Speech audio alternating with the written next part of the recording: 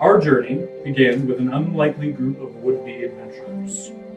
You had gathered in Baldur's Gate on the Sword Coast, each for your own reasons. Some for excitement, others for redemption, and some to escape a dark past.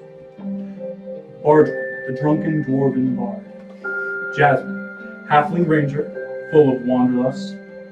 Crypto, the insane gnome warlock. And Morthos, the violent rogue tiefling.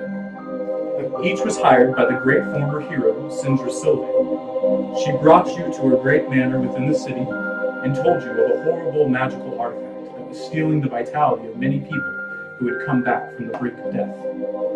Sindra beseeched you to assist her in a mission to recover and destroy the dark artifact. After agreeing to help her in the worthy exploit, Sindra magically transported you to the harbor ward of Port Neanderthal, the last city in Schultz.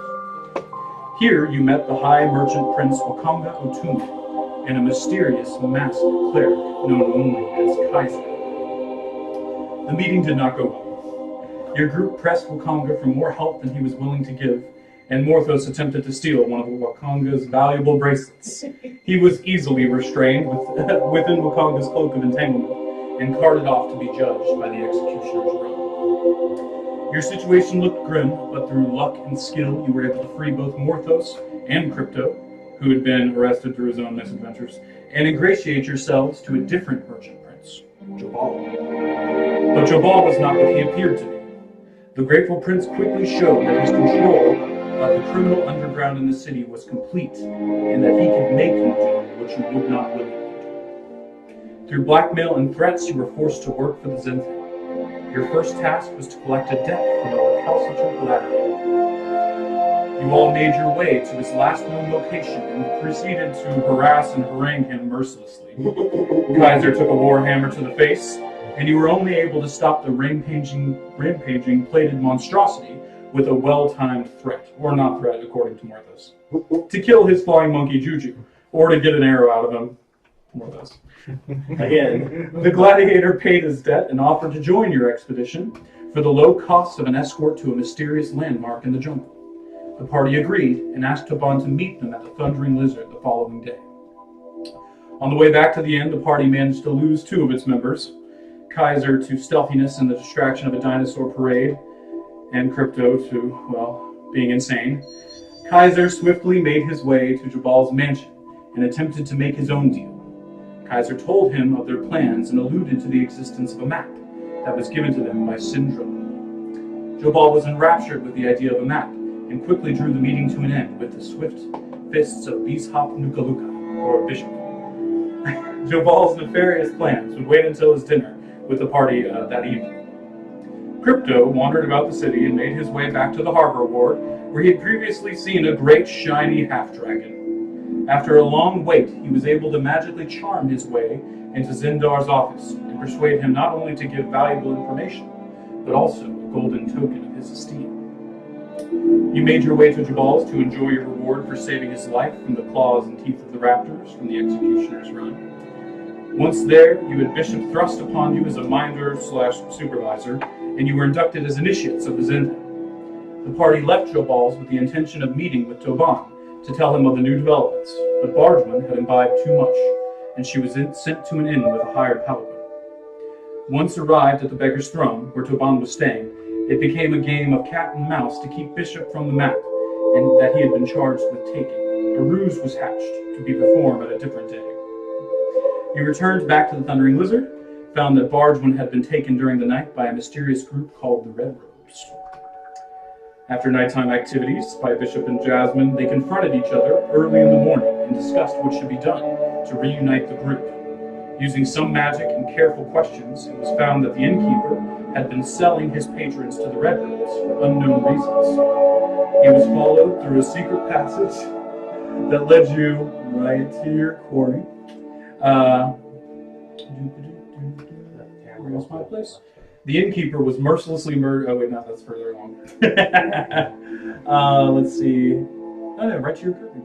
The innkeeper was mercilessly murdered by Morthos after being ensorcelled by Crypto. That's a theme, by the way. You kill a lot of people. Yeah. After I went through it, I was like, everybody who crosses them, dies on Morthos' blade. And it's not even like he's really trying to kill this. I know, because you're not like a murder hobo. You're not killing everybody, just most of them.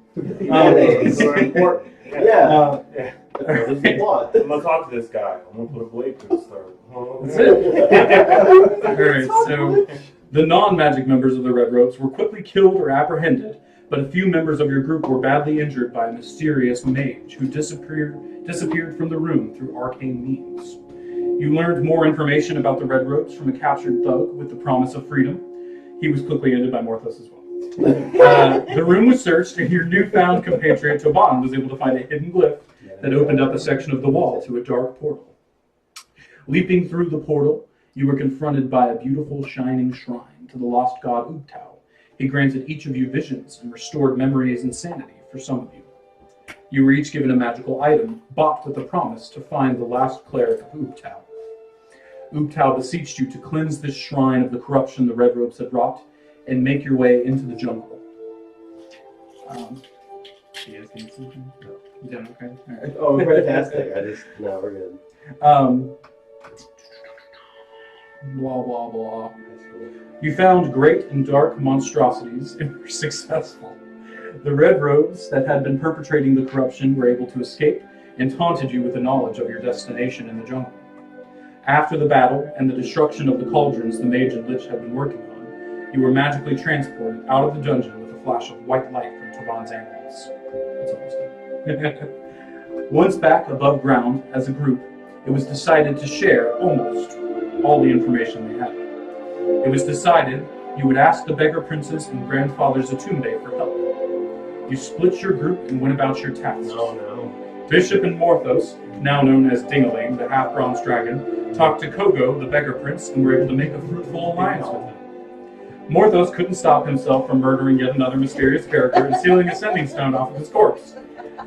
Jasmine, Crypto, and Toban approached Grandfather Zatumbe and broke up an aggressive meeting in progress. Zatumbe initially seemed grateful, but quickly became aggressive in the face of rudeness from the warlock. Crypto found himself mysteriously surrounded by acolytes, and then marked by Zatumbe through divine or magical means. In the end, Zatumbe agreed to consult his god and try to find answers for you, but it would take some time. Everyone went shopping. Enough said.